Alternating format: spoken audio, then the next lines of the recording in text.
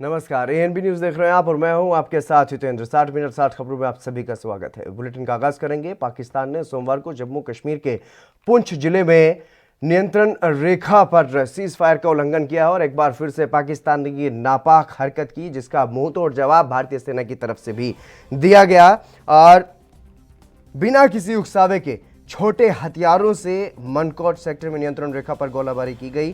भारतीय सेना ने भी इसका जोरदार जवाब दिया है। पाकिस्तानी सेना की इस कार्रवाई में भारतीय पक्ष को जानमाल के नुकसान की कोई खबर अभी तक सामने नहीं आई है।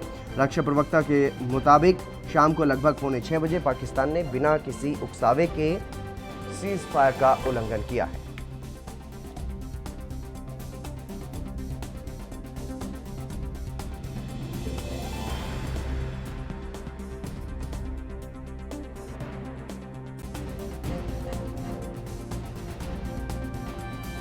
कायराना हरकत। पाकिस्तान ने एक बार फिर से मनकोट सेक्टर में संघर्ष विराम का उल्लंघन किया है और इसका भारतीय सेना ने मुंहतोड़ जवाब भी दिया है।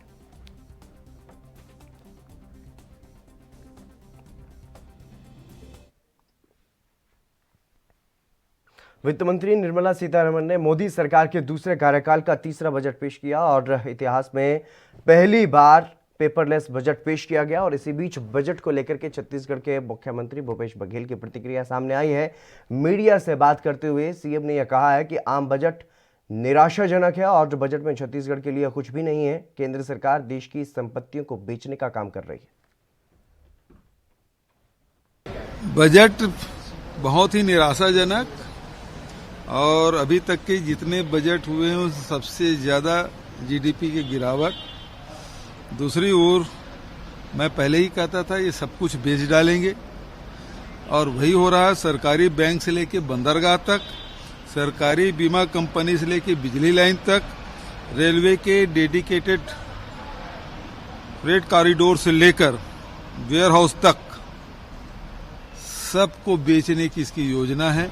जो ये कहते थे 70 साल में कुछ नहीं हो, तो जो 70 साल में कांग्रेस सरकार ने जो बनाई उस सब को एक एक करके बेचने वाले हैं और इसमें विदेशी एफडीआई करके निजी कंपनी के हाथ में पूरे देश के जितने भी इंफ्रास्ट्रक्चर बने थे उन सबको निजी हाथों में बेचने की तैयारी है। इसके अलावा इनके पास कुछ नहीं है। छत्तीसगढ़ को कुछ नहीं मिला, किसानों को कुछ नहीं मिला, बेरोजगारों के लिए कुछ नहीं है, नौकरी पेशा वालों के लिए कुछ नहीं है, मध्यम वर्ग के लिए कुछ भी नहीं है, कृषि के लिए भी कुछ नहीं है।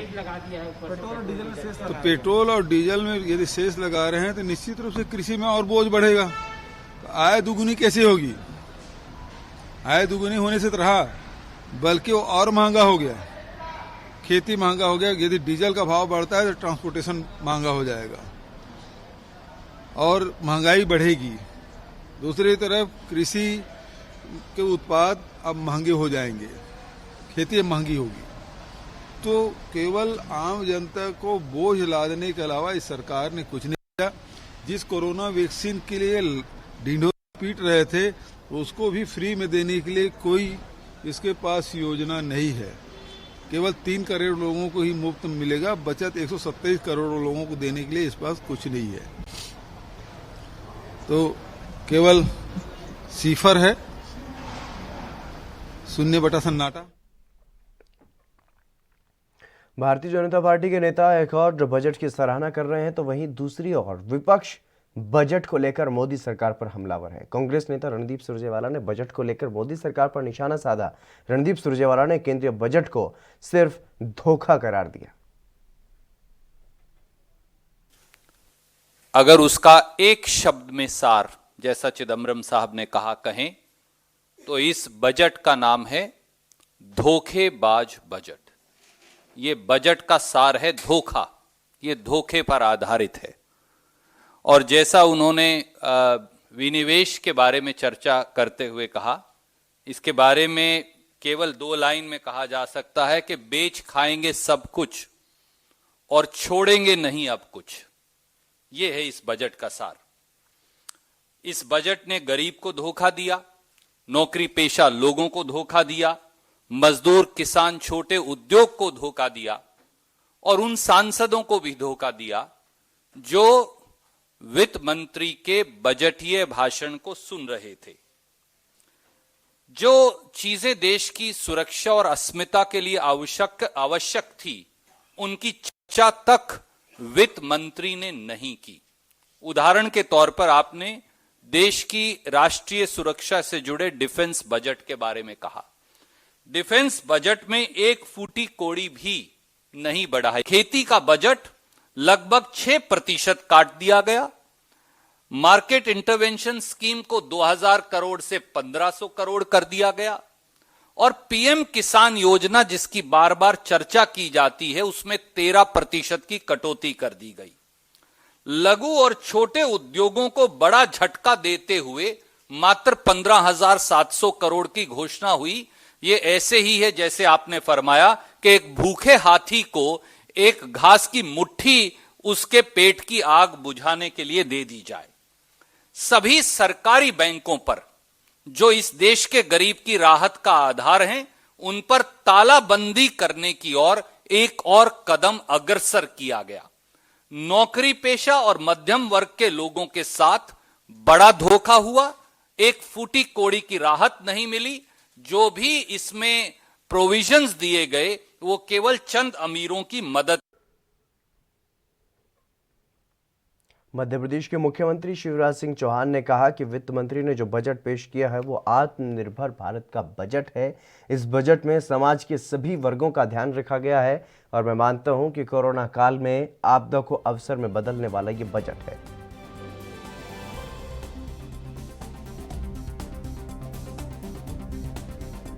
हमारे प्रधानमंत्री श्रीमान नरेंद्र मोदी जी के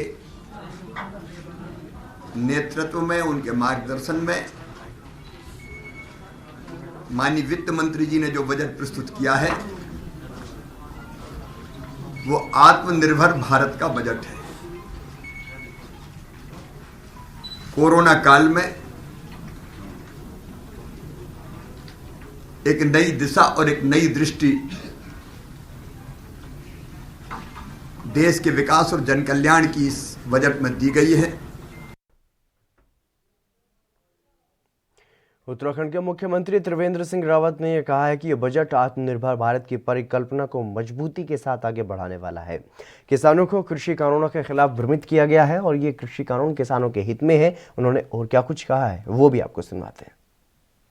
और इसलिए मैं सबसे पहले माननीय प्रधानमंत्री जी का, वित्त मंत्री जी का बहुत बहुत धन्यवाद देता हूं कि उन्होंने कोरोना जैसी महामारी के बावजूद और इन विपरीत परिस्थितियों में भी एक ऐसा बजट देश को दिया है जो भारत की विकास दर को बढ़ाएगा, रोजगार सृजन पैदा करेगा और किसानों और गांवों का ध्यान रखने वाला, ख्याल रखने वाला ये बजट है, जो कुल मिलाकर देश की जो बुनियादी ढांचा है उसको मजबूत करेगा और जो स्वस्थ भारत की परिकल्पना है, सुरक्षित भारत की कल्पना है, वो इससे पूर्ण होगी। मैं उत्तराखंड की ओर से माननीय प्रधानमंत्री जी का एक बार फिर धन्यवाद करूंगा। ये बजट जो पूरे देश के लिए, देशवासियों के लिए और जो उनकी आकांक्षाएं थी, उनकी आकांक्षाओं का बजट भी हम इस बजट को कह सकते हैं। झारखंड के मुख्यमंत्री हेमंत सोरेन ने बजट को लेकर के यह कहा है कि गरीबों के मनरेगा में तो कोई बदलाव नहीं हुआ। आत्मनिर्भर भारत इतनी बार बोला गया कि अब तो आत्म बेचो भारत सा हो गया है। उन्होंने और क्या कुछ कहा है वो भी आप सुनिए। बजट में जो मुझे पता चला है कि अब नौकरी पेशा वालों की भी खैर नहीं, अब डिविडेंड में भी शायद हिस्सेदारी सरकार लेने की तैयारी कर रही है। पेट्रोल डीजल में तो शेष बढ़ ही गया, 4 रुपये तक बढ़ गए। गरीबों का जो मनरेगा है उसमें तो कोई बदलाव नहीं। आत्मनिर्भर भारत, हाँ देखो, इतनी बार बोला गया है कि अब वो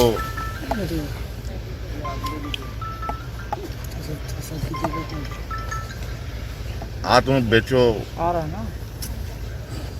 भारत सा हो गया है।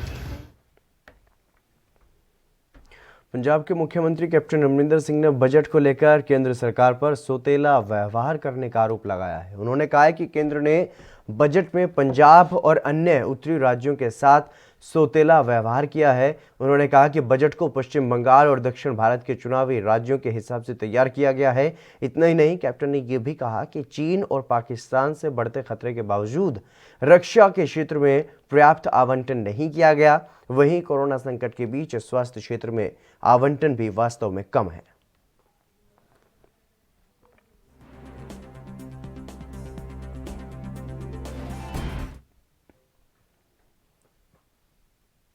दिल्ली की अरविंद केजरीवाल सरकार ने वित्त मंत्री निर्मला सीतारमण द्वारा जारी 2021-22 के बजट को दिल्ली की 2 करोड़ आबादी के साथ सौतेला व्यवहार बताया है।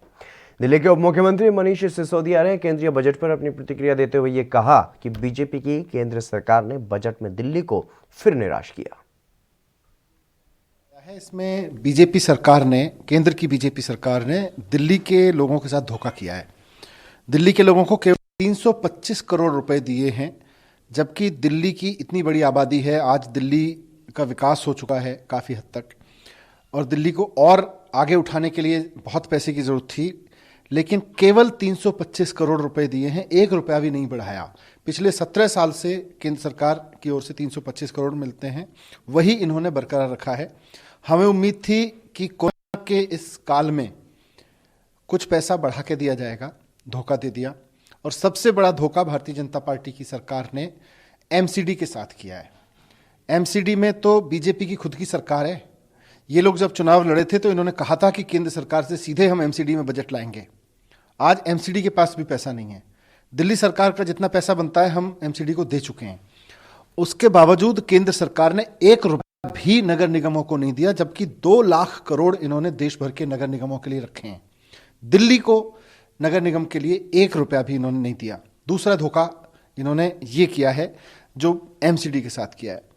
तीसरी बड़ी बात यह है कि ये लोग एजुकेशन पॉलिसी बहुत कर रहे थे। उन्होंने कहा था हमने एजुकेशन पॉलिसी इतनी प्रोग्रेसिव बनाई है, बस अब एजुकेशन बदल जाएगी।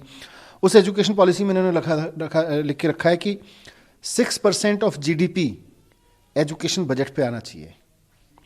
इन्होंने तो एजुकेशन बजट कम कर दिया, और भयंकर रूप से कम कर दिया एजुकेशन बजट।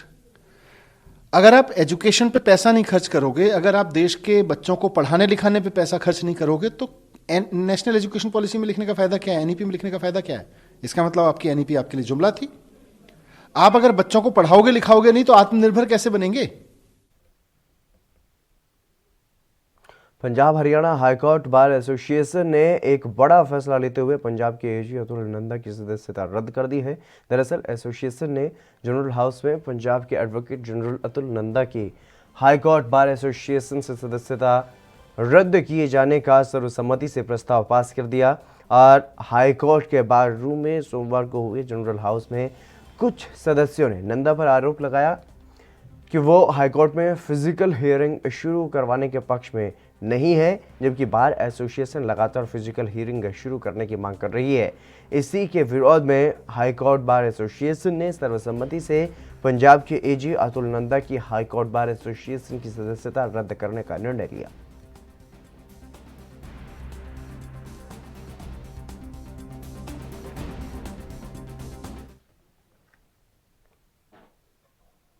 कांग्रेस नेता सचिन पायलट ने यह कहा कि लॉकडाउन में उद्योग, कारखाने, दुकानें बंद हुए, सिर्फ किसान घर पर नहीं बैठा।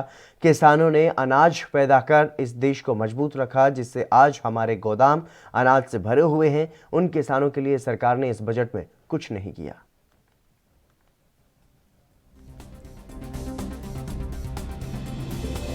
कहा कि क्योंकि कोरोना में सब चीज़ माफ़ है। आप देखिए, आप लोग जानते हैं कि लॉकडाउन था कि, और देखो समझना पड़ेगा, लॉकडाउन जब हुआ इंडस्ट्री बंद, कारखाने बंद, दुकान बंद, सिर्फ किसान घर नहीं बैठा, कृषि बंद नहीं हुई। कृषकों ने, किसानों ने अनाज पैदा कर कर देश को मजबूत रखा, अपने पैर पर खड़े हुए हैं। उस वर्ग ने जितने एक तरह से इतने गंभीर परिस्थिति में लॉकडाउन के तहत किसानों ने अपनी किसानी नहीं छोड़ी, तभी आज हमारे गोदाम भरे हुए हैं। उन किसानों के लिए मुझे लगा कि सरकार ने कुछ नहीं किया, और खासकर वो किसान हमारे साथी जो आज सड़कों पर बैठे हैं, जो बिल वापसी की मांग कर रहे हैं, उनको मुझे लगता है सभी लोगों को बहुत निराशा मिली है। हरियाणा के पूर्व मुख्यमंत्री और विधानसभा में विपक्ष के नेता भूपेंद्र सिंह हुड्डा ने केंद्रीय बजट को निराशाजनक बताया। उन्होंने ये कहा कि बजट में किसी भी वर्ग को राहत देने का प्रयास तक नहीं किया गया। वो सोमवार को रोहतक में अपने आवास पर पत्रकारों से बातचीत कर रहे थे। उन्होंने ये कहा है कि इस बजट में खेती की लागत भी बढ़ा दी गई है और वहीं आयकर की सीमा में भी कोई बढ़ोतरी नहीं की गई। और जो उम्मीद थी कि गरीब आदमी को और मिडिल क्लास को कुछ ही मदद देगा, परचेजिंग पावर बढ़ाएगा ताकि सर्कुलेशन बढ़े, लोगों की खरीदने की क्षमता हो, ऐसा कोई नजर नहीं आया। बल्कि जो इम्पोर्टेंट सेक्टर्स हैं उनमें बल्कि डिक्रीज गया। खासतौर पर जैसे आपका किसान की जो है इनपुट कॉस्ट लागत बढ़ा दी गई जबरदस्ती, जैसे फर्टिलाइजर की सब्सिडी कम कर दी, डीजल पेट्रोल का भाव बढ़ा दिया। किसान योजना थी उसमें बजट की एलोकेशन कम की, और एग्रीकल्चर अलाइड में कोई मतलब इन्फ्लेशन है उसकी भी उतनी बढ़ोतरी कोई बढ़ोतरी नहीं हुई। आप अलग अलग सेक्टरों में मैं बताऊं आपको जो इनकी है, जैसे सोशल वेलफेयर है उसमें 10% की डिक्रीज है, रूरल डेवलपमेंट में 10% की डिक्रीज है पिछले साल के मुकाबले में, और फर्टिलाइजर की तो आपने बताई दी मैंने 40% डिक्रीज है सब्सिडी में। जैसे पिछली बार 1,33,987 करोड़ की थी, अब के कुल 79,530 करोड़ रुपए की रहेगी, तो 40% जो है वो डिक्रीज हुआ है। इसी तरह मैंने कहा जो ये आपकी एग्रीकल्चर अलाइड्स है उसमें मैंने आपको बताया उसमें भी कोई नहीं। जो उम्मीद थी गरीब आदमी के लिए, गरीब आदमी के लिए कुछ नहीं है इसमें। किसान केंद्रीय वित्त मंत्री निर्मला सीतारमण ने देश का आम बजट पेश किया, जिसके बाद बीजेपी बजट को लेकर के अपनी पीठ थपथपाने का काम कर रही है, लेकिन देश के जवान और किसान को सरकार का यह बजट रास नहीं आया। महंगाई में कुछ खास राहत न दिए जाने के चलते पूर्व सैनिकों ने जहां बजट की निंदा की है, वहीं किसानों ने भी पेट्रोल डीजल पर लगाए गए सेस और महंगी हुई खाद को लेकर के नाराजगी जाहिर की है।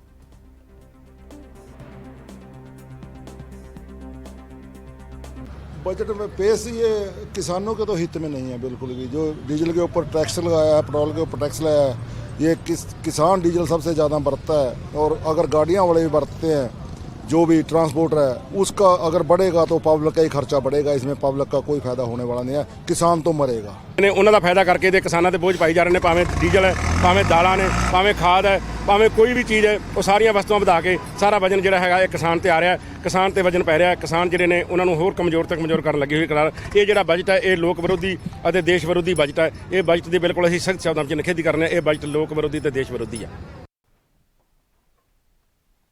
यूपी के मुरादाबाद में बीजेपी विधायक रितेश गुप्ता को वीडियो कॉलिंग और व्हाट्सएप के जरिए परिवार समेत जान से मारने की धमकी मिली है। धमकी देने वाले शख्स ने पीएम नरेंद्र मोदी के बारे में भी अपशब्द कहे हैं।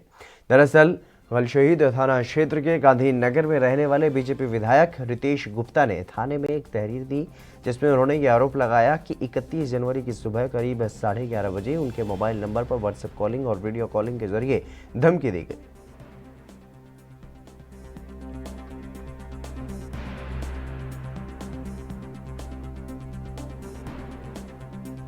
लगभग 11:30 बजे के करीब एक इंटरनेशनल कॉल के द्वारा वीडियो कॉल और व्हाट्सएप कॉल से जान से मारने की धमकी दी गई। उसने स्पष्ट कहा कि आपको और आपके परिवार को हम लोग जान से मार देंगे, और गाली गलौज की। माननीय देश के प्रधानमंत्री आदरणीय मोदी जी के लिए भी उसने अपशब्दों का प्रयोग किया। उसके तुरंत बाद मैंने मुरादाबाद एसएसपी पी प्रभाकर चौधरी को इन्फॉर्म किया, और जो भी मैसेज और जिस नंबर से व्हाट्सएप कॉल आया था एसएसपी साहब को मैंने दिया। उन्होंने उसको सर्विलांस पे लगाया। पंजाब के संगरूर में बेरोजगार अध्यापक लगातार एक महीने से शिक्षा मंत्री विजयेंद्र सिंगला के घर के सामने प्रदर्शन कर रहे हैं। बेरोजगार अध्यापकों का ये कहना है कि उन्हें रोजगार दिया जाए। कई स्कूलों में अध्यापकों की ज़रूरत है, लेकिन अभी भी सरकार नौकरियां नहीं दे रही है। इसके साथ ही उन्होंने ये भी कहा है कि जिस तरह से किसान मोर्चा भी लगातार दिल्ली अपनी मांगों को लेकर के लगा हुआ है, वो भी लगातार अपने रोजगार को लेकर के प्रदर्शन कर रहे हैं।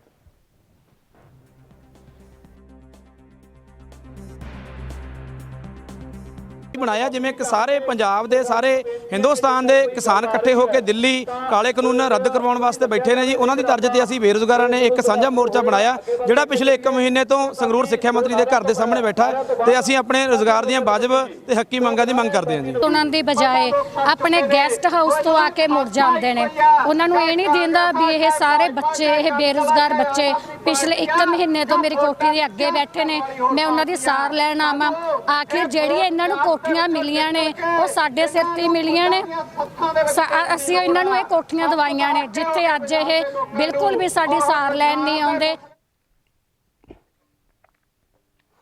यूपी के जनपद मैनपुरी में बीते 31 जनवरी को हो रही सीटेट परीक्षा में विद्यालय प्रबंधन द्वारा दूसरे के नाम से परीक्षा दे रहे फर्जी छात्र को जांच के दौरान वहां पर पकड़ लिया गया था, जिसे मजिस्ट्रेट के नेतृत्व में विद्यालय प्रबंधन ने पुलिस के हवाले कर दिया और पुलिस ने इस संबंध में बारीकी से जांच करते हुए अन्य 2 और सदस्यों को गिरफ्तार किया है, जिसमें 2 सदस्य भाग जाने में सफल भी रहे हैं। आपको बता दें कि ये सदस्य परीक्षाओं के नाम से हजारों रुपए की धन उगाही करते हुए दूसरे की परीक्षा खुद देते थे और आरोप है कि जनपद मैनपुरी में बीते 26 केंद्रों पर सीटेट की परीक्षा दिलाई गई थी और इस परीक्षा को पास कराने के नाम पर 50,000 तक सुविधा शुल्क वसूला गया था।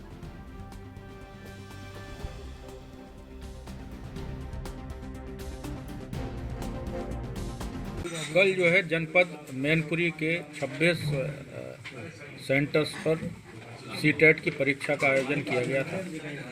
इसमें थाना बिछवा क्षेत्र में बालाजी ग्लोबल एकेडमी अहिरवा एक स्थान है, उसमें सेंटर पड़ा था और इसमें एक परीक्षार्थी संदिग्ध पाया गया। इसकी सूचना पुलिस और प्रशासन को दी गई। मौके पर क्षेत्राधिकारी भोगांव जाके इसकी जांच किए तो ये पाया गया कि महेंद्र बहादुर नाम का एक लड़का जो संदिग्ध था परीक्षा दे रहा था और ये राहुल वर्मा नाम के लड़के की परीक्षा दे रहा था। इसकी विस्तृत जांच की गई। परीक्षा केंद्र प्रभारी से इसमें तहरीर प्राप्त की गई, मुकदमा पंजीकृत किया गया और गहराई से पूछताछ की गई तो इसमें 2 अन्य परीक्षार्थी इसमें अन्य जो लड़के हैं वो इसमें प्रकाश में आए, जिसमें अक्षय पुत्र ज्ञान प्रकाश की गिरफ्तारी की गई है। बजट आ चुका है। हर बार की तरह इस बार भी कुछ चीज़ें सस्ती हुई हैं तो कुछ महंगी, लेकिन ऐसी बहुत सारी चीज़ें नहीं हैं जिन पर असर पड़ा हो। जैसा पहले हुआ करता था, मोबाइल फ़ोन और चार्जर, ऑटो पार्ट्स, शराब, एयर कंडीशनर, टेलीविज़न, सूती कपड़े महंगे होंगे, जबकि सोना, चांदी, बर्तन, लेदर के सामान सस्ते होंगे।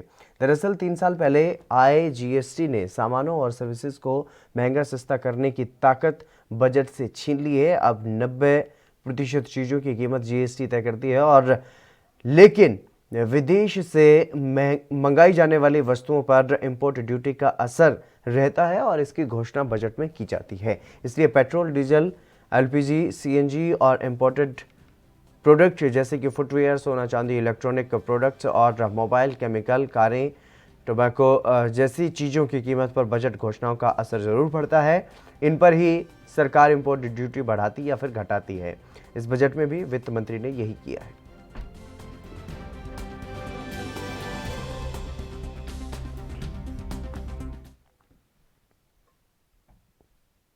स्वास्थ्य और परिवार कल्याण मंत्री टीएस सिंहदेव ने छत्तीसगढ़ के अंबिकापुर में गंगापुर में निर्माणाधीन मेडिकल कॉलेज का निरीक्षण किया और उन्होंने वहां पर निर्माण कार्यों का जायजा लेते हुए भवन के शीघ्र निर्माण के लिए अधिकारियों और ठेकेदारों को निर्देशित किया है।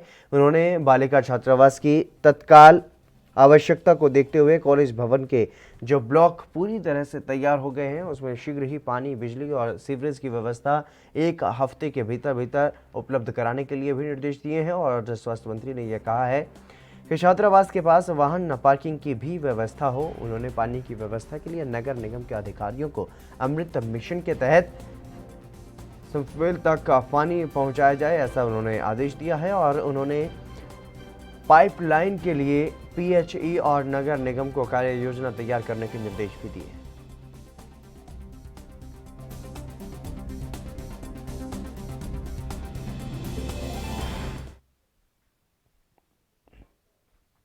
कोरोना संक्रमण के खतरे को देखते हुए देश में लगे लॉकडाउन के बाद सभी प्रतिष्ठान, मंदिर, गुरुद्वारे, व्यापार चारों को बंद कर दिया गया था, लेकिन शिक्षा के मंदिर कहे जाने वाले स्कूलों पर भी ताला लटका दिया गया था। आज 11 महीने बाद 6ठी से लेकर के 8वीं तक की कक्षाएं फिर से प्रारंभ हुई हैं और कक्षाएं फिर से प्रारंभ जब हुई तो छात्र छात्राओं में काफ़ी खुशी देखने को मिली और छात्राओं ने यह कहा कि ऑनलाइन पढ़ाई में उन्हें उतना समझ नहीं आता था जितना क्लास में अध्यापकों द्वारा ब्लैक बोर्ड पर लिख करके समझाया जाता है। लंबे समय के बाद स्कूल खुले हैं और अब उन्हें अच्छा लग रहा है। 11 महीने के बाद अपने स्कूल और सहपाठियों से मिल सके हैं। देश में कोरोना संकट के चलते स्कूल बंद थे, लेकिन एक बार फिर से अब 6ठी से लेकर के 8वीं तक की कक्षाएं हरियाणा में शुरू हो गई हैं और छात्राओं को कोरोना संक्रमण से बचाने के लिए कोरोना प्रोटोकॉल के नियमों का कड़ाई से पालन किया जा रहा है। विद्यार्थियों को स्कूल में एंट्री करने से पहले उनका तापमान चेक किया जा रहा है और साथ ही साथ हैंड भी सैनिटाइज करवाए जा रहे हैं।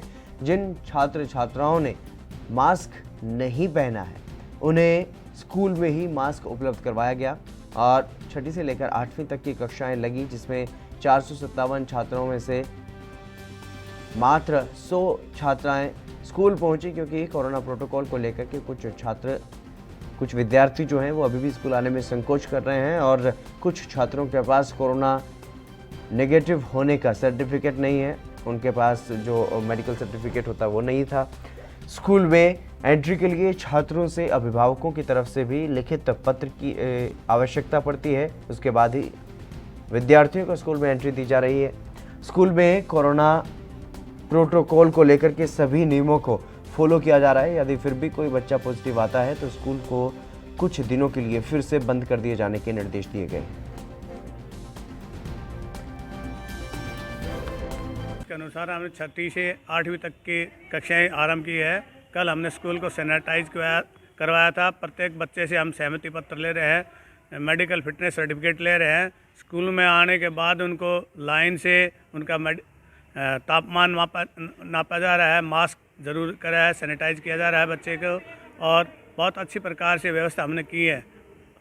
एक बेंच पर एक बच्चा बैठने की व्यवस्था की गई है और अच्छी प्रकार से चले, कोविड के जो हिदायतों के अनुसार स्कूल से चले। हमने सभी प्रयास जो है आज मुझे बहुत अच्छा लगा कि हमारे इतने टाइम बाद हमारा स्कूल खुला है।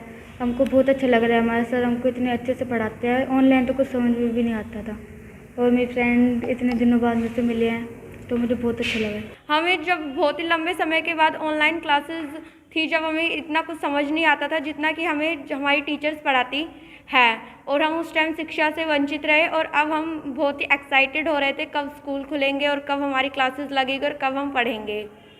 तो आज कैसा फील हो रहा है? आज बहुत ही अच्छा फील हो रहा है जब इतने दिनों बाद स्कूल ओपन हुए हैं और अब हमारे पेपर्स के तो सिर्फ 2 ही महीने, तो उसमें हम अपनी पढ़ाई को एकदम रेगुलर स्टार्ट करेंगे। ऑनलाइन पढ़ते थे तो कैसा लगता था? ऑनलाइन में हमें इतना कुछ खास समझ नहीं आता था जितना कि हमारी टीचर समझाती। चलिए यहाँ पर रुकेंगे एक छोटे से ब्रेक के लिए, जल्द हाजिर होंगे।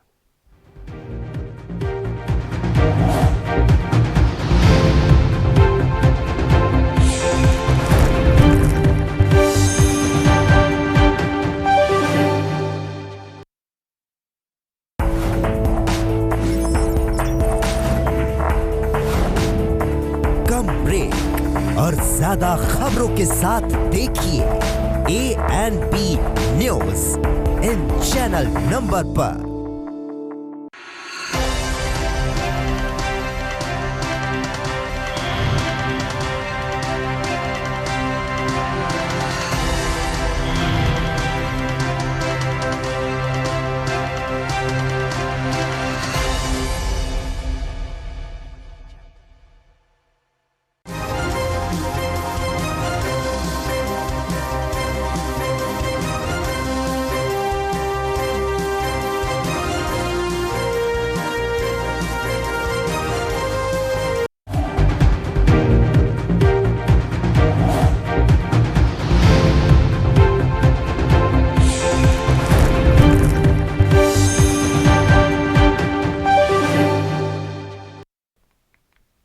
ब्रेक के बाद एक बार फिर से आप सभी का स्वागत है। सीधे रुख करेंगे किसान नेता राकेश टिकैत क्या कुछ कह रहे हैं वो आपको सुनवाते हैं।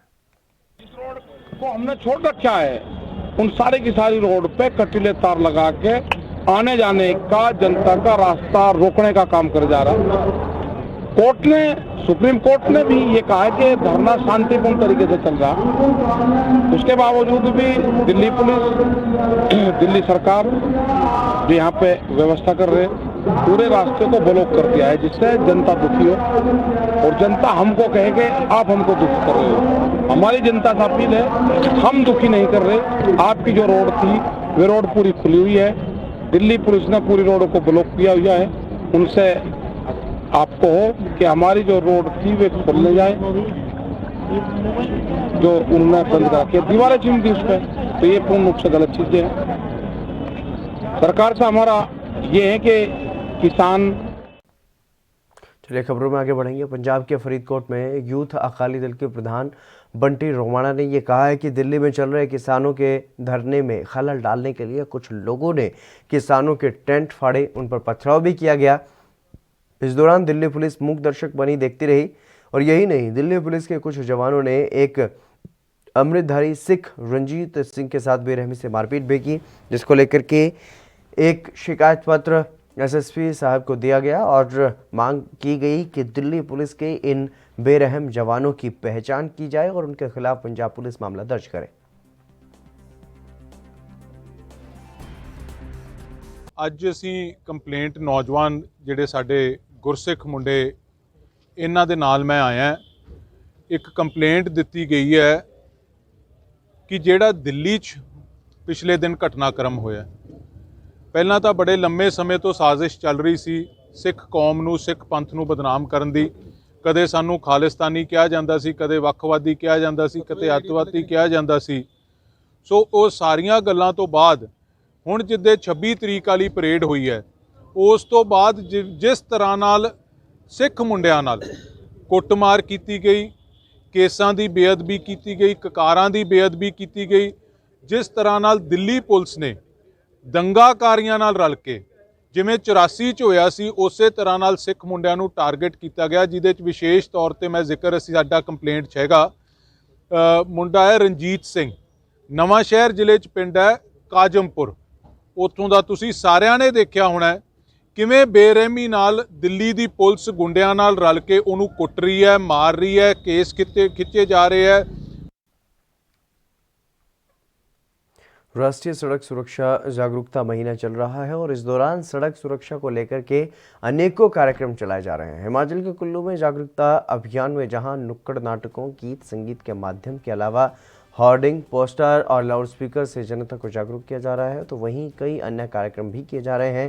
इसी कड़ी में सोमवार को टैक्सी यूनियन कुल्लू में टैक्सी ऑपरेटरों और ऑटो ऑपरेटरों के लिए नेत्र जांच शिविर का आयोजन भी किया गया। इस कार्यक्रम का शुभारंभ आरटीओ ने किया और इस अवसर पर सभी चालकों की आंखों की जांच की गई। नेशनल रोड सेफ्टी मंथ जो सेलिब्रेट किया जा रहा है, इसका 18 तारीख से स्टार्ट किया गया था, ये 18 जनवरी से और 17 फरवरी तक चलेगा। ये इसमें पूरे महीने का एक शेड्यूल जो है वो गवर्नमेंट ऑफ इंडिया की तरफ से आया है हमें, और उसमें पर डे एक्टिविटी बताई गई है कि ऐसे ऐसे आपने शुरू करना है। तो उसमें हमने एज पर शेड्यूल जो है वो एक्टिविटीज़ कर रहे हैं और आगे भी करते रहेंगे।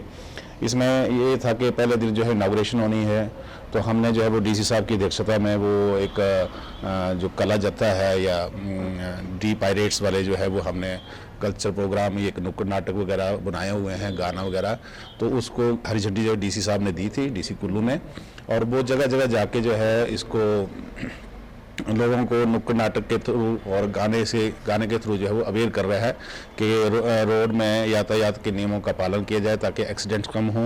और ज़्यादातर जो नशा करके करते हैं, मोबाइल चला के करते हैं, ओवर स्पीडिंग, ओवर क्राउडिंग और ओवरलोडिंग, इस बारे में जागरूक कर रहे हैं। जो ये national road safety health month celebration जो हो रहा है, इसके तहत जो है सभी ऑटो चालक और टैक्सी चालकों का जो है यहाँ पे निःशुल्क आई चेकअप और बीपी वगैरह जो है चेकअप हो रहे हैं, जिसमें मतलब हमारे सभी ऑटो ऑपरेटर्स ने जो है वो अपनी आइज़ और बीपी चेक करवाया, और जिनको मतलब थोड़ी सी नज़र कमज़ोर है, जिसकी दूर की नज़र कमज़ोर है, उनको जो है सरकार की तरफ से इस बार जो है चश्मे भी मुहैया करवाए जाएंगे। और ये एक बहुत अच्छी पहल सरकार की तरफ से की गई है, क्योंकि इसमें हमें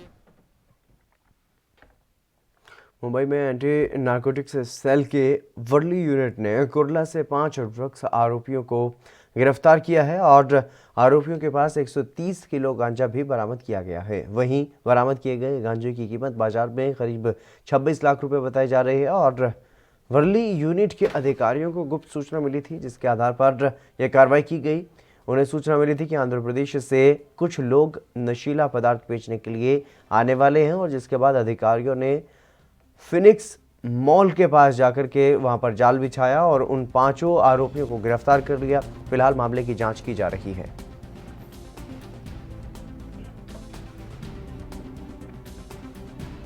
एंटी नार्कोटिक सेल के वर्ली यूनिट को एक खुफिया जानकारी मिली थी, जिसमें एक गैंग एक्टिव है और वो आंध्र प्रदेश के विशाखापट्टनम जिले से गांजा मुंबई में लाती है और उसका सेल मुंबई सबर्ब्स और अदर पार्ट्स ऑफ सिटी में किया जाता है।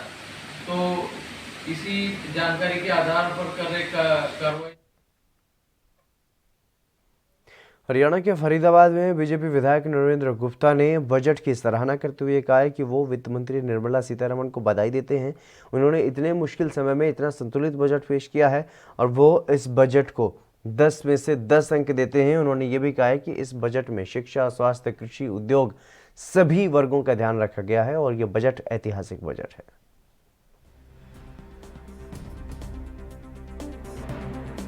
ये 10 में 10 नंबर हैं, क्योंकि इतना ऐतिहासिक बजट है। किसी विपक्षी को बोलने का मौका नहीं मिला। शिक्षा के क्षेत्र में, विशेष रूप से चिकित्सा के क्षेत्र में, इंफ्रास्ट्रक्चर क्षेत्र में, रेलवे के लिए सबसे ज़्यादा बजट एलोकेशन किया है। कोई नया टैक्स नहीं लगाया। 135% से ज़्यादा कई चीज़ों में बढ़ोतरी की है बजट में। ऐसा ऐतिहासिक बजट कभी नहीं आया, जो किसान के लिए, व्यापारी के लिए, मजदूर के लिए, हर वर्ग के लिए बहुत अच्छा बजट। पंजाब के पटियाला में सांसद प्रनीत कौर ने बजट पर प्रतिक्रिया देते हुए कहा कि जब वित्त मंत्री बजट पढ़ रही थी तब उन्होंने यह कहा कि 2013-14 में हमने दुगनी खरीद की है। इससे वो साबित करना चाहते हैं कि वो किसानों के असल हिमायती हैं, लेकिन सरकार 2 चेहरे लेकर चलती है। अगर वो सच में किसानों से हिमायत रखती हैं तो फिर उन्हें इतने दिन से सिंगू बॉर्डर पर बैठे किसान क्यों नहीं दिख रहे।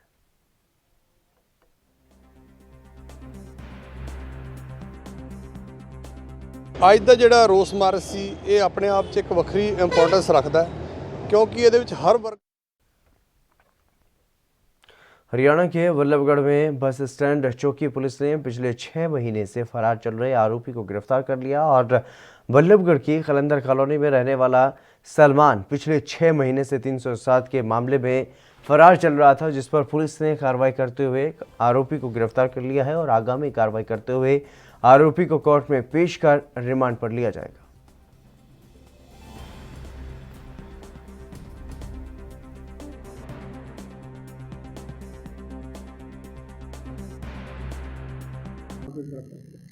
ये 6 महीने पहले इसके खिलाफ मुकदमा 307 और आर्म्स एक्ट का दर्ज हुआ था। आरोपी का नाम सलमान और Qayyum son of Nisar Kalandar colony का ये रहने वाला था। मुदई उसमें रकमुद्दीन था जिसने ये पर्चा दर्ज करवाया था। उसके ऊपर इसने कंट्री मेड पिस्टल से फायर किया था, जो उसके पेट में गोली लगी थी। ये काफ़ी टाइम से फरार चल रहा था, इसके वारंट लिए हुए थे। तो कल इसको इंफॉर्मेशन मिली और इसको शनाई गार्डन के पास से इसको अरेस्ट किया गया और जो हथियार जो इसने यूज़ किया था उस वारदात में उसको भी रिकवर किया गया। हिमाचल सरकार के निर्देशों के बाद जिला कुल्लू में भी स्कूल खुल गए हैं और स्कूल में सोशल डिस्टेंसिंग के नियमों की भी पालना की जा रही है ताकि कोरोना संक्रमण से बचाव हो सके। हालांकि स्कूलों में स्कूल प्रबंधन ने ये तय कार्यक्रमों के तहत ही छात्रों को बुलाया है ताकि स्कूल में किसी तरह की भीड़ भाड़ भी ना हो। वहीं कोरोना से निपटने के लिए पूरा इंतजाम किया गया है। कुल्लू के राजकीय वरिष्ठ माध्यमिक पाठशाला में 8वीं, 10वीं, 11वीं, 12वीं के छात्रों को बुलाया गया है, जबकि 9वीं के छात्रों को अगले दिन बुलाया जाएगा। वहीं सुबह के समय पूरे स्कूल को सैनिटाइज किया जाता है और सभी छात्रों को SOP के द्वारा तय किए गए नियमों के अनुसार ही बैठाया गया है और छात्रों की भीड़ स्कूल परिसर में इकट्ठा ना हो, इसके लिए ब्रेक का समय भी तय किया गया है। बीच में मार्च के बाद सितंबर में कुछ दिन के लिए स्कूल खुले थे, लेकिन कोरोना के केसेस एक बार एकदम बढ़ गए थे और सरकार ने इनको बंद कर दिया गया था। सरकार ने 12 फरवरी तक छुट्टियां की थी, लेकिन थोड़ा सा आप जैसे देख रहे हैं कि कोरोना में जो बीमारी इस वक्त थोड़ा सा कंट्रोल हुआ है, तो इसलिए सरकार का निर्णय लिया कि आज से स्कूल खोल दिए जाएंगे। तो 8वीं से +2 तक के बच्चे जो है स्कूलों में आने को कहा गया है। तो आज हमने 8th 10th +1 +2 को बुलाया, 9th को कल बुलाएंगे, क्योंकि अल्टरनेट डेट में जहाँ पे थोड़ी हमारे पास कम्युनिकेशन की कमी है, वहाँ पे हम एक दिन छोड़ के बुला रहे हैं, और बाकी जो +1 है, +2 है, मैट्रिक है, 8th है, इनको हम रोज़ बुला रहे हैं। तो हमने सारी जो कमरों की व्यवस्था, जैसे SOP थी कि डिस्टेंस में बैठना है, एक कमरे में 20 या 25 बच्चे जितने आते हैं उसको बिठाना है, वो सारी व्यवस्था हमने पहले ही कर ली थी। सारे के सारे रूम को सोडियम हाइपोक्लोराइड से सैनिटाइज कर दिया गया था, और जो ये सैनिटाइजेशन की जो है सोडियम हाइपोक्लोराइड से जो हम सैनिटाइज करेंगे डेली करेंगे, यानी कि जैसे सुबह जब बच्चे आएंगे तो हम रात को कर देंगे, अगले दिन फिर शाम को हम इसको हाइपोक्लोराइड। केंद्र सरकार के कृषि कानूनों के विरोध में दिल्ली में किसानों का आंदोलन चल रहा है, और इस आंदोलन में 26 जनवरी को ट्रैक्टर परेड के दौरान लाल किले में हुई घटना के बाद कई घटनाएं भी हुई हैं, हिंसा भी हुई और पुलिस के साथ भी झड़प हुई। इसके बाद कुछ नौजवानों के गायब होने की बात भी सामने आई है, जिसे लेकर फरीदकोट में डिप्टी कमिश्नर को आम आदमी पार्टी के कार्यकर्ताओं और नेताओं ने ज्ञापन सौंपा है और सरकार से स्थिति स्पष्ट करने की मांग की गई है। विधायक कुलतार संधवा ने यह कहा है कि हमारे कुछ नौजवानों को गुमराह करके जानबूझकर उनको लाल किले की तरफ मोड़ा गया और कई नौजवान अभी भी लापता हैं। एक मांग पत्र देश के गृह मंत्री और राष्ट्रपति चीफ जस्टिस के नाम जिले के डिप्टी कमिश्नर को सौंपा गया।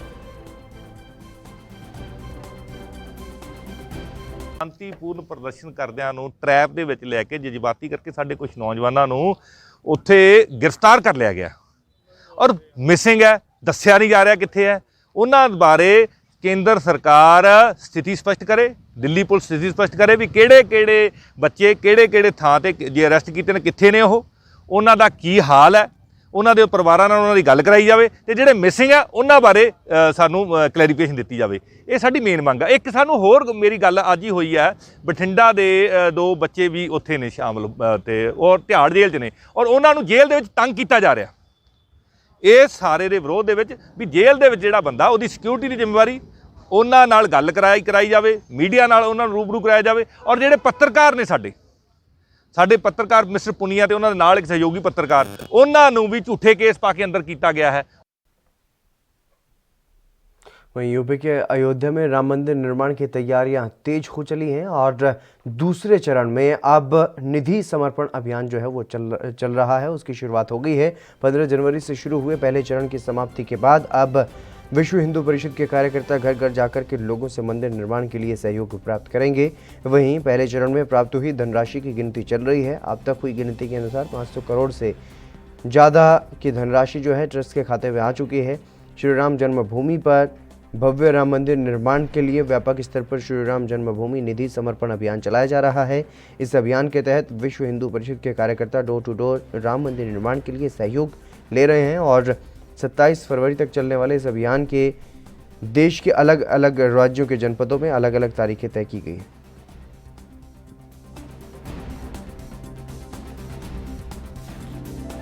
ये कार्यक्रम अयोध्या जनपद में आज से प्रारंभ हो रहा है, 15 दिन तक चलेगा।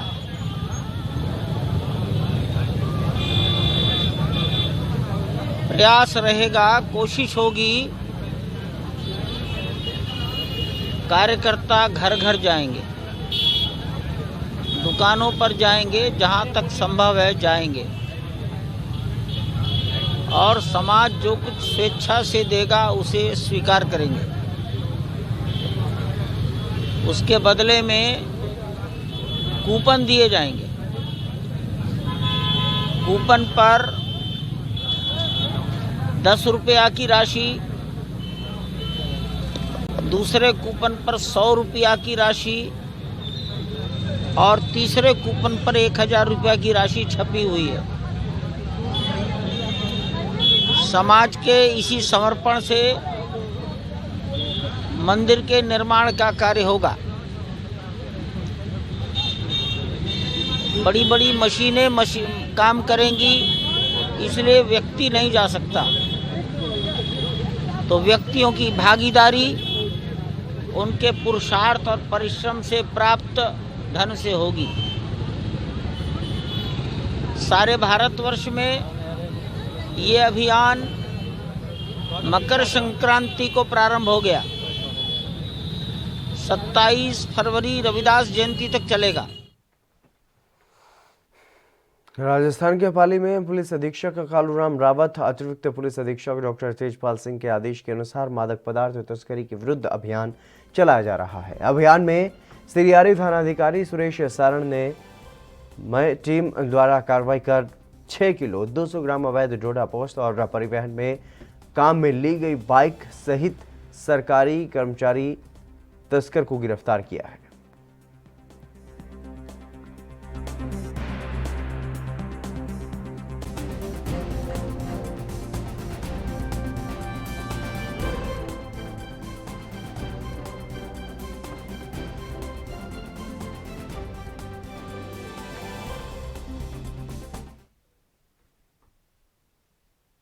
पंजाब और हरियाणा हाईकोर्ट के बार एसोसिएशन ने एक फैसला लिया था। बार काउंसिल ने ये बड़ा फैसला लेते हुए एडवोकेट जनरल अतुल नंदा की मेंबरशिप को रद्द कर दिया था, लेकिन इस पर रोक लगाते हुए अब इसको बहुत ही अन्यायपूर्ण, अनुचित, कठोर और अनावश्यक करार दिया गया है।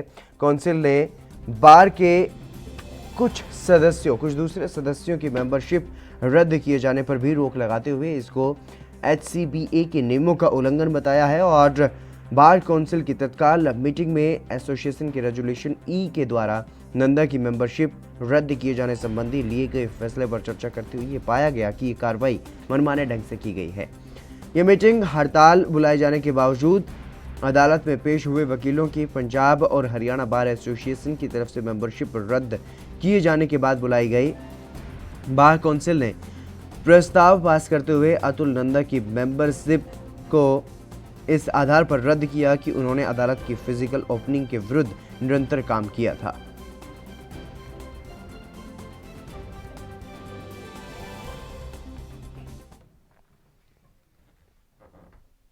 हरियाणा के नारनौल के नांगल चौधरी में स्वास्थ्य विभाग ने गुप्त सूचना के आधार पर भ्रूण लिंग जांच गिरोह का पर्दाफाश किया है और ये नेटवर्क राजस्थान हरियाणा के बॉर्डर एरिया में भ्रूण लिंग जांच करवाता था, जिस पर डॉक्टर अरुण कालरा ने उनके नेतृत्व में एक टीम बनाई गई।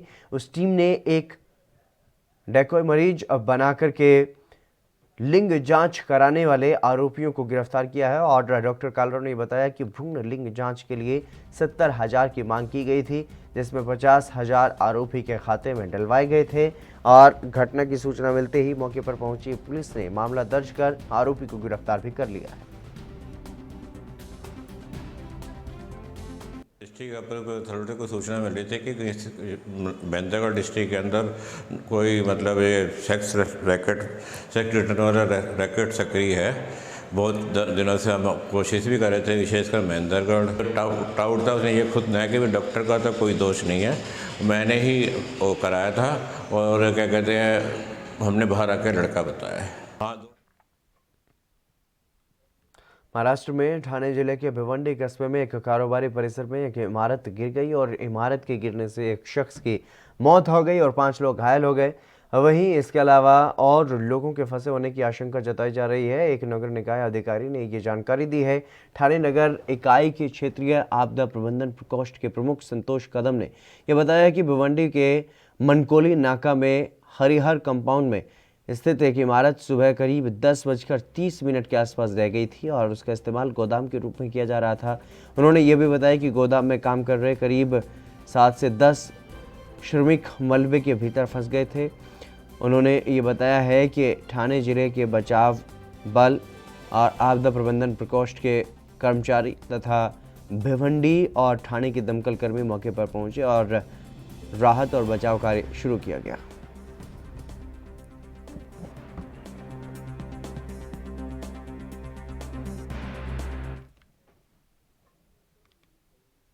जयपुर पुलिस कमिश्नर श्री आनंद श्रीवास्तव द्वारा मिशन सशक्त नारी सुरक्षित नारी और इस कार्यक्रम की वहां पर शुरुआत की गई। महिला पुलिसकर्मियों की रैली को हरी झंडी दिखाकर पुलिस आयुक्तालय से इसकी शुरुआत की गई और इस मौके पर अतिरिक्त पुलिस आयुक्त प्रथम अजयपाल लाबा और अतिरिक्त पुलिस आयुक्त द्वितीय राहुल प्रकाश, निर्भया स्क्वाड की nodal officer additional DCP Sunita Meena समेत तमाम आला अधिकारी मौजूद रहे।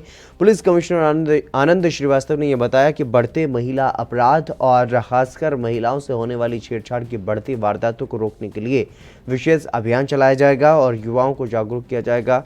इसके अंतर्गत विभिन्न स्कूल और कॉलेजों में पुलिस की तरफ से कार्यक्रम आयोजित किए जाएंगे। सशक्त नारी और सुरक्षित नारी के नाम से प्रारंभ किया गया है पूरे प्रदेश में, और उसी क्रम में आज जयपुर आयुक्तालय में भी इस कार्यक्रम की शुरुआत की गई है। शुरुआत एक वाहन रैली से की गई है। इसका उद्देश्य 15 दिन के इस पूरे अभियान का उद्देश्य लोगों के अंदर महिलाओं के प्रति सुरक्षा का भाव उत्पन्न कराने के उद्देश्य से जागरूकता पैदा करना है। कई कार्यक्रम लाइंड अप हैं जिसमें ख़ास तौर से यूथ से संपर्क करने की युवाओं से कोशिश की जाएगी। हालांकि अभी कोविड के कारण ज़्यादातर कॉलेजेज और वो सारे प्रॉपर नहीं चल पा रहे हैं, लेकिन फिर भी जहाँ पर जितने भी कॉलेजेस, इंस्टीट्यूट्स, वर्क प्लेसेस जो भी हैं, उन सब जगहों पर स्थानीय स्तर के पुलिस अधिकारी जाएंगे और वहाँ पर लोगों से महिला सुरक्षा और महिला के सशक्तिकरण के संबंध में बात करके न केवल जो तमाम कानूनी प्रावधान इस बारे में हैं कि अगर महिलाओं के प्रति किसी प्रकार का अपराध होता है, किसी प्रकार का अत्याचार, अन्याय, शोषण है, कोई भी गलत चीज़ होती है, चीज़ को आप जो भी संबंधित एजेंसियां हैं उनके सामने उजागर कीजिए। पुलिस हेल्पलाइन नंबर पे कॉल कीजिए, पुलिस कंट्रोल रूम में कॉल कीजिए। चुप न रहिए, कुछ न कुछ उस चीज़ को रोकने के लिए कीजिए। तीसरा, इसमें जो युवा वर्ग है उसको हम लोगों ने टारगेट करने की कोशिश की है कि ये चीज़ देखने में आई है कि बहुत से अपराध कानून की जानकारी के अभाव में भी होते हैं कि युवा वर्ग को ये नहीं पता कि वे जो कर रहे हैं वो एक अपराध भी है। तो उस चीज़ को भी अवेयरनेस फैलाने की कोशिश की गई है इसमें कि हर स्कूल कॉलेजेस में जाके युवा को इंगेज करके उन्हें बताया जाए कि क्या क्या चीज़ें नए कानूनों में जो संशोधन हुए हैं उनके अनुसार अपराध है, जिससे उनको जानकारी हो और वे इस तरह की हरकत करने से पहले कानून में जो भी उसके लिए सज़ा का प्रावधान है उस चीज़ के बारे में सोचे और इस तरह की घटनाएं करने से पहले कुछ सोचे और रुके। पंजाब के भटिंडा में बीजेपी नेताओं ने प्रेस कॉन्फ्रेंस की और कांग्रेस पार्टी पर आरोप लगाया कि भटिंडा में नगर निगम के चुनाव होने जा रहे हैं। बीजेपी पार्टी के उम्मीदवारों के पोस्टर फाड़े जा रहे हैं। पंजाब पुलिस की ओर से उन्हें उतारा जा रहा है और पोस्टर पर काली स्याही भी पोती जा रही है। भटिंडा में कांग्रेस पार्टी गुंडागर्दी कर रही है, इस तरीके के आरोप बीजेपी की तरफ से लगाए गए और साथ ही साथ ये भी कहा गया कि किसानों की आड़ में बीजेपी के जो उम्मीदवार हैं उनके पोस्टर उतारे जा रहे हैं और उन्होंने ये दावा किया है कि इस बार मेयर बीजेपी का ही बनेगा।